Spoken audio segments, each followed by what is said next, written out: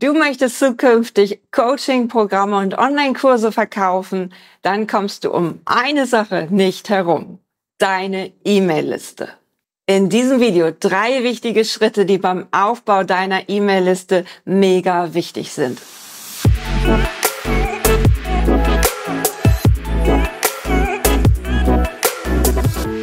Deine E-Mail-Liste ist Gold wert für dein Online-Business, denn sie verbindet dich direkt mit den Menschen, die mit dir in Kontakt gekommen sind und von dir gerne etwas lernen möchten. Die besten Kundenmagneten zu finden, um natürlich diese E-Mail-Liste aufzubauen, darum ging es im letzten Video.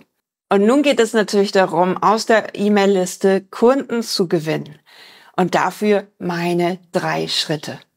Der Unterschied zu natürlich Social Media ist, dass dir diese Liste im Grunde gehört.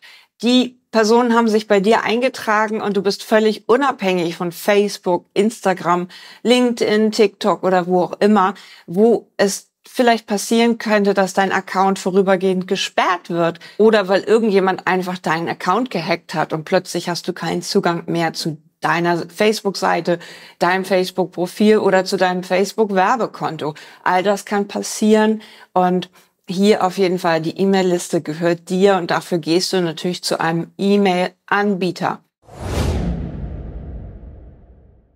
Es gibt viele verschiedene E-Mail-Anbieter, die dann diese Adressen hosten und von denen du dann E-Mails versenden kannst. Das Ganze sollte, Nummer 1, DSGVO-konform sein. Also kauf nicht die E-Mail-Adressen irgendwo ein, sondern lass die ganzen doch organisch zu dir kommen. Lass die Kunden organisch zu dir kommen oder über deine Werbeanzeigen. Die dürfen sich zu deinen tollen Produkten, zu deinem Wissen eingetragen haben. Das ist dann nachher dieser Vertrauensbeweis. Sie kommen zu dir, um etwas wissen zu wollen zu deinem Thema. Wirklich Gold wert. Hier beginnt deine Kundenreise ab dem Moment, wo sich jemand bei dir einträgt. Hast du ein Lead erstellt bekommen, also eine E-Mail-Adresse, und derjenige bekommt dafür vielleicht etwas, also eine Art Freebie. Und das Ganze sollte nochmal doppelt bestätigt werden. Also wenn derjenige sich für dein Newsletter einträgt, bekommt er eine Art Doppel-Opt-in, also Click-Tip oder Active Campaign oder Get Response. Schickt nochmal eine Mail raus und sagt, möchtest du wirklich abonnieren? Und dann klickt derjenige doppelt und das ist dann DSGVO-konform, also eine Doppel-Opt-in auch genannt, um hier nochmal sicher zu gehen, dass das kein Spam oder keine Werbung war, irgendjemand diese E-Mail-Adressen plötzlich benutzt. Auch ein Abmeldelink sollte in deiner E-Mail immer vorhanden sein, denn wenn er diese Werbung oder diesen Inhalt von dir nicht mehr bekommen möchte, dann darf er sich gerne wieder austragen. Das Ganze ist schon vorbereitet, wenn du einfach über diese E-Mail-Marketing-Systeme gehst. Würde ich dir in jedem Fall raten. Etwas günstigere Tools sind da natürlich dieses Sendinblue, Active Campaign oder Cleverreach und wie sie alle heißen. Bummel dich da mal durch, such einfach mal nach E-Mail-Marketing und finde dann den richtigen E-Mail-Marketing-Anbieter für dich. Zweitens, welche Inhalte solltest du bei deinem Newsletter regelmäßig mitteilen und wie oft solltest du das Ganze mitteilen? Also, du kannst natürlich jede Woche eine E-Mail schicken, wenn du wertvollen Content hast und wenn du etwas zu berichten hast. Warum nicht auch 2-mal die Woche? It's up to you. Wenn du wirklich ein brandheißes Thema hast zum Thema ChatGPT oder irgendwie schnelle digitale Themen, dann würde ich natürlich auch 2-mal in der Woche versenden. Und wenn du eher sowas Ruhigeres möchtest und wenn du eher sagst, ich möchte meiner Community 2-mal im Monat wichtige Bausteine schicken, wirklich tolle Inhalte, ich schmück das Ganze noch mit einem Zitat aus und mit Mitgliederinfos und Community-Infos, dann machst du das eher ruhiger, 2- bis 4-mal im Monat. Oder du sagst, 1-mal im Monat reicht mir und dafür dann aber richtig. Und da packe ich dann auch wirklich tolle Sachen rein, wie so eine Art kleines Online-Magazin, was man über dich und deine Arbeit wissen sollte.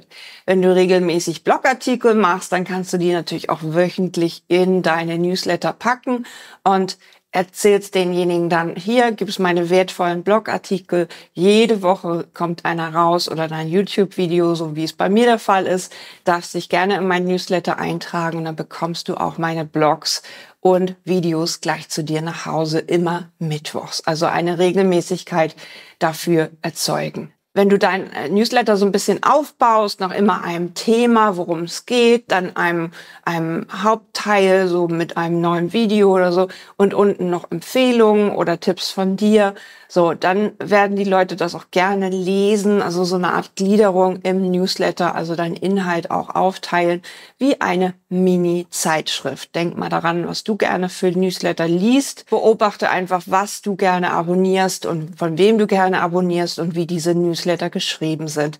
Und dann nutzt du einfach auch mal diese Fähigkeit für deine Newsletter, machst das Ganze humorvoll oder machst das Ganze sehr, sehr unterhaltsam im Wert von, dass da ganz viel Content drin sind.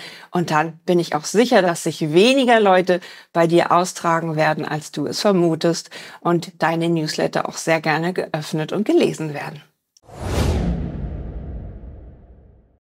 Drittens, interessante Newsletter fangen hier auch schon wieder bei der Betreffzeile an. Also einfach mehr gewinnen oder so sollte eigentlich nicht auf deiner Betreffzeile stehen, denn es wird oft eingestuft in Spam. Also achte darauf, dass das Ganze persönlich ist. Du kannst auch noch eine persönliche Anrede hinzufügen, kannst Emojis nutzen und einfach deine Zielgruppe mit ihrem Thema ansprechen. Ist das nun der Schmerz des Kunden oder ist es eher der Wunsch des Kunden oder ist es einfach mal etwas, was neugierig macht? Warum ich mir gerade ein neues E-Bike gekauft habe, um mit meiner Tochter Fahrrad zu fahren zu gehen, während es bei mir Katsching macht. Denk dran, es sind nur 120 Zeichen und das sollte natürlich dann immer zu dir und deiner Zielgruppe passen und auch gern mal etwas ausprobieren. Bei mir werden auch immer gern so Fakten geklickt, also Gratis-Challenge anmelden wird super gern genommen und genauso wie meine Stories über mich und mein Privatleben natürlich und finde einfach das Richtige, was für deine Kunden passt in der Betreffzeile. Ich denke, wenn du jetzt einmal eingibst, googelst, die besten Betreffzeilen, wirst du da auch wieder 100.000 Blogartikel passend dazu finden. Die Anrede deines Newsletters sollte auch ebenfalls hier zu dir passen. Du kannst jetzt hier mit Hallöchen und dann die persönliche Namensbezeichnung, also First Name Fix, also der Vorname des Kunden, das kann man so in dem E-Mail-Marketing einstellen. Oder du kannst einfach sagen Hi oder sehr geehrte, ne, je nachdem, in welchem Bereich du zuständig bist, dann hast du eher ein förmliches Sie. Oder du hast etwas ganz, ganz Lockeres. Hängt von deiner Zielgruppe ab und wenn du hier noch gar nicht bist, dann solltest du natürlich meine Videos zum Thema Zielgruppe erstmal schauen. Ich kenne Online-Marketer, die begrüßen mich mit wundervolle Jotima und Hallöchen und so weiter. Das hat sich dann schon so eingespielt, dass das immer wieder funktioniert und immer wieder gut ankommt. Finde deine persönliche Anrede, die für deine Kunden richtig ist. Bei mir ist das ein schlichtes Hi oder Moin aus Hamburg bei meinen Newslettern und finde einfach das, was zu dir und deiner Region passt. Nutze Schriften und Farben passend zu deinem Branding. Also jeder Link sollte so sein, wie dein Branding ist. Also bei mir ist es auf jeden Fall rot.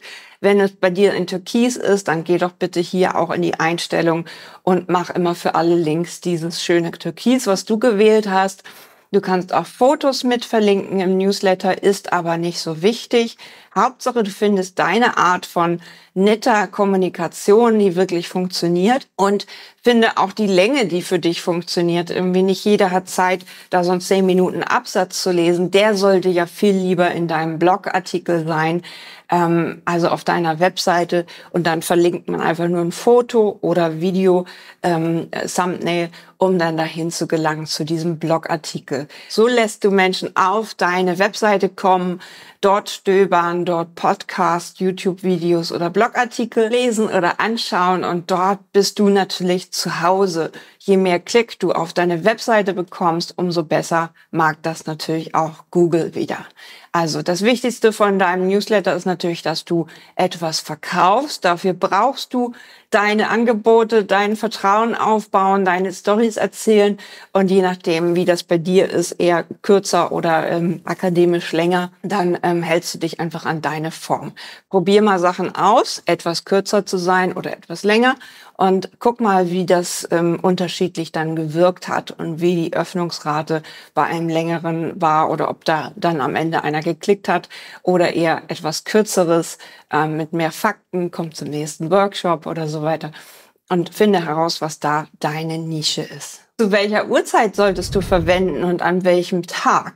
Hierzu kannst du vielleicht einfach am besten eine Umfrage machen bei Facebook und fragst deine Zielgruppe direkt. Möchtest du lieber sonntags oder mittwochs vormittags deine wertvollen Newsletter von mir erhalten?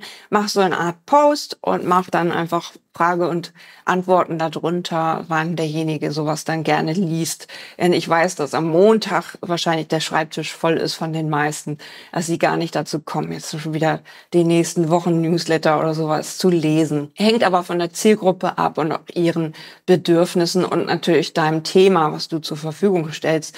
Wenn du die Tipps der Woche erklärst in deinem Newsletter, dann muss der natürlich am Sonntag oder am Montag kommen, damit derjenige vorbereitet ist. Und auch astrologische Ratgeber oder so, dann erzählst du einfach immer am Monatsanfang, was dort wichtig ist. Hängt einfach von deinem Herzensthema ab, was du jetzt hier im Online-Marketing groß machst. Auch dein E-Mail-Anbieter hat die Funktion, an den Stoßzeiten zu versenden, wo am meisten geöffnet wird. Das haben die meisten E-Mail-Marketing-Systeme. Da musst du mal gucken, wo das bei dir ist. Und mein Newsletter bekommst du immer mittwochs. Trag dich doch jetzt bitte hier unten ein, indem du auf den Blogartikel klickst, nochmal alle Infos zum Thema E-Mail-Marketing hier drunter liest als Blogartikel. Und dann kannst du dich dort zu meinem Newsletter, zu meinem E-Book eintragen und bekommst auch noch ein Gratis-Geschenk, nämlich ein wertvolles E-Book, der rote Faden im Online-Business zu deinen digitalen Chancen. Möchtest du jetzt ein Online-Business aufbauen, dann melde dich bei mir, trag dich zum Newsletter ein und lass uns beginnen, dein Online-Business jetzt groß zu machen. Dafür brauchst du E-Mail-Marketing, dafür brauchst du gute Kurse, dafür brauchst du so ein warmes Semmelnprodukt, was immer wieder funktioniert. Und du brauchst natürlich ein hochpreisigeres Coaching, also dein wirkliches Kundenpaket, mit dem du mit deinen Kunden arbeiten kannst. Und all das erarbeiten wir bei mir. Einen richtigen Sales Funnel für ein erfolgreiches Online-Business gibt es bei mir auf meiner Webseite. Alles Liebe, deine Jyoti Mack. Sei ein Leuchtturm, kein Teelicht.